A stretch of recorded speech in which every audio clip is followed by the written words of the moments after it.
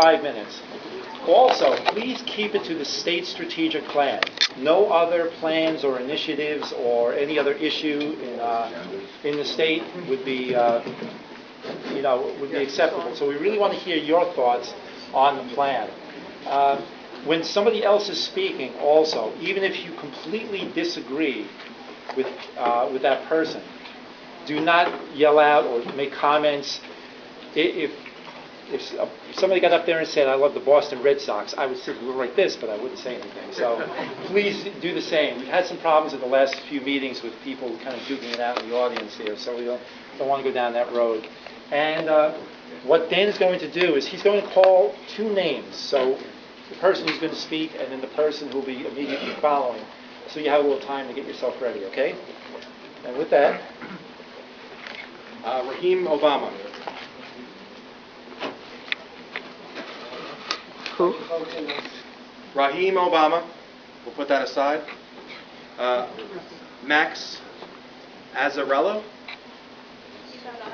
All right, we're going to put that on the side too. We'll call Max back up when he gets back in. Mark. Sir. Yes, thank you. And Mike Eggington is on deck. Okay, I wish to consider the confluence between 4 elements that drive this plan. The consideration leads me to the conclusion that the goals of the planning process have a severe deficiency. The first element is redevelopment, identified in numerous places. The second is the assertion by the National Association of Realtors, page 17, that Americans favor walkable mixed-use neighborhoods, in essence urban and downtown areas. The third is the desire to institutionalize change, page 20. The fourth is economic growth, the very first strategic goal stated, page 20. Redevelopment works towards the goal of economy by putting unused things to work. It also works toward the goal of cleanliness by not allowing existing developed areas to become artificial wasteland. While it must be remembered that one person's blighted area is another's blue-collar neighborhood or business location, my concern is the way that this dovetails with the realtor's assertion that urban and downtown communities are the most desired and the most saleable. This happy coincidence makes these 2 goals mutually reinforcing, since most areas suitable for redevelopment are urban and downtown areas. Such goals, thus reinforced, tend to become more firmly established. The term institutionalized change is not sufficiently defined. When it says the state of New Jersey will ensure that the progress made is institutionalized in a way that can transcend time without perpetual recasting, does it mean that this plan will effectively become eternal, making changes that cannot be undone if they are found to be wrong? Or does it mean that it will provide a stable framework that can accommodate change without having to start all over?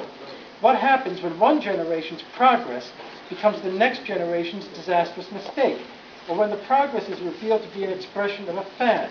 Must we start all over again for the next plan and the next one after that? The assertion that walkable and mixed-use neighborhoods are most desirable is a statement gleaned from the actual preferences of people over a period of time. Not long before, the most saleable homes were in suburban areas. How long will it be before preferences change again? Will it be a year? Will it be 5 years? Will it occur as soon as the economy experiences another major change? We do not know, and if the realtors or the State Planning Commission have foresight, they have not told us. To institutionalize this change of preference without institutionalizing the process of review and adaptation to future change of markets could lead the state of New Jersey to effectively shut down the housing market when preferences change and to stop the influx of skilled people upon which economic growth, the plan's first goal, will sooner or later depend. The plan is to be more than one step in a long, lurching progression of plans. It should separate decision processes from the inputs that lead to the decisions, just as a constitution separates the lawmaking process from the laws made. That way, when one input, such as real estate market preferences, change, the plan can be re-executed on the new inputs. And when the process must be tweaked for greater transparency or greater responsibility, it will not be necessary to reinterpret every input at the same time. Jerry, I would like to give you this, as well as the paper I promised from 2 times ago. Okay, thank you. Thank you. Can you give it to him? Mike? I'm with him. Oh, okay. Do you want me to speak from here, Jerry? And Robert, Blake, just E-L-I-N-K-E, is after Mr. Egginton. Good evening, everyone. My name is Michael Egginton. I'm Senior Vice President with the New Jersey State Chamber of Commerce. And just for your information by way of background, the State Chambers are recognized as the independent voice of business in New Jersey. We have a broad-based membership ranging from the Fortune 500 companies all the way down to the small proprietorships, the mom and pops. We represent every corner of the state, every industry, and our members provide jobs for over 1 million people in New Jersey. We continue to work towards promoting a vibrant business environment and economic prosperity through vision, expertise, and innovative solutions. I'm sure many of you will agree with that. It's all about jobs in the economy these days. As a longtime champion for creating a prosperous business environment, we support and commend the new direction and vision contained in the state strategic plan. This revised plan has a great potential as it positions New Jersey as a national example of public-private partnerships that will enhance our economic opportunities as well as our quality of life. The State Chamber views the state strategic plan's emphasis on economic prosperity, resource efficiency, and realignment of government not only as strengths of the document, but also as necessities for catalyzing the New Jersey comeback. Central to this plan is the issue of job creation and economic growth, two key concerns of our association.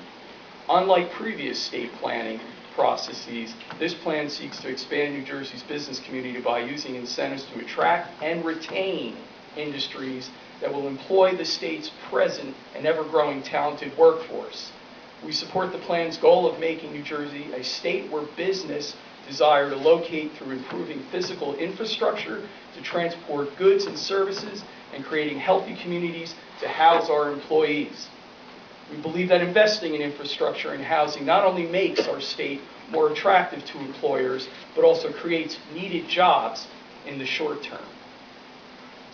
The plan strategically approaches its goal by efficiently allocating and using state resources. The State Chamber appreciates that the plan advocates for development and redevelopment in the context of what the state can afford, what is cost-effective, and what will create future investment. Instead of calling for new resources of revenue, the plan repurposes existing funding mechanisms to encourage both economic growth and resource preservation. The plan also seeks to make the best use of New Jersey's assets by situating development within infrastructure-rich areas and by juxtaposing the state's higher education facilities with its business community to foster targeted job creation. To support these strategic visions, the State Chamber of Commerce is working closely with like-minded organizations such as Plan Smart New Jersey to evaluate how best the state can use existing assets and infrastructure to support industry growth. The plan realizes the need for an aligned, committed, and strong coalition composed of municipal, county, and state officials, along with private business, nonprofits, and regional authorities. The State Chamber favors streamlined government and finds this a vital component of the plan. Uncoordinated and isolated government processes often result in undue burden on the business community and prevents investment. By promoting effective communication and a collaboration between government and non-government organizations, the plan cuts red tape and allows business to flourish. We believe an aligned government will safeguard the progress made by the Christie-Guadagno administration and perpetuate the needed job growth. While the plan's strength outweigh its weaknesses, the State Chamber does see some areas of improvement. First, we support the growth of industry clusters, but we hope that the plan proves inclusive of all types of businesses, large and small, because many of our small business members are vital to supporting the state's larger clusters and are going to be key and central to getting this economy jump-started. Secondly, we believe that the plan has tremendous potential to encourage innovative policy making that advances economic development, preservation, education, and the quality of life in New Jersey. We would like to see the Commission provide specific ideas and tools regarding fiscal, tax, and housing policy that will encourage to execute the goals of the plan. Previous policies like Grow New Jersey and the Urban Transit Hub Tax Credit provide models for new economic growth policies. In addition, recent initiatives like the New Jersey Residential Foreclosure Transformation Act, along with the Governor's proposal for capital improvement in transportation, increased aid to school and higher education institutions, and an urban scholarship program are policies that the state strategic plan should endorse. Overall, we believe the State Chamber finds that the state strategic plan is refreshing and promising. It seeks to improve the state's physical infrastructure and protect its quality of life resources, while at the same time, it encourages smart growth so that current and future residents will be proud to live and work. Let me stress work and work in New Jersey. As you move forward in this process, we want to offer the active participation and involvement of our organization, particularly as policy ideas are developed that seek to improve the economic development climate of New Jersey. Again, thank you for the opportunity to allow us to express our views. Thank you, Jared. Thank you, Mike.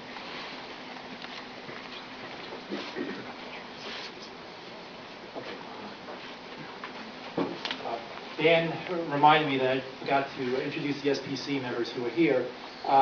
If you just raise your hand when I call your name, we have Mayor Shea from West Windsor. We have Michelle Sikurka, Assistant Commissioner from DEP. We have Andy Swords from DOT. We have Mark Larkins from the Governor's Administration. Oh, I'm sorry, Joyce Paul from DCA. And next to her is Jim Lewis from DOT. DOT well represented. And okay, thank you. So, Robert, BLRKE, Broker Investor McGuire Agency. I'll take Sir.